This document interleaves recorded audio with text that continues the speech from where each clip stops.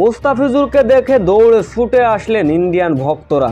বাস থামিয়ে মুস্তাফিজুরও কেমন কাণ্ড করলেন। হ্যাঁ, এটাই অহংকার শূন্য মুস্তাফিজুর রহমান। আজ পর্যন্ত যত আইপিএল খেলেছেন মুস্তাফিজুর রহমান, নিঃসন্দেহে তার জীবনের সেরা আইপিএল বললেই চলে। এটাকে স্মরণীয় করতে যেন তিনি নিজের সবটুকু উজাড় করে দিচ্ছেন।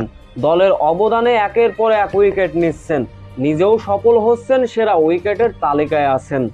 ব্যাস, এবার যেন মুস্তাফিজুর রহমানের দ্বিগুণ ভক্ত সমর্থক বেড়ে গেলেন।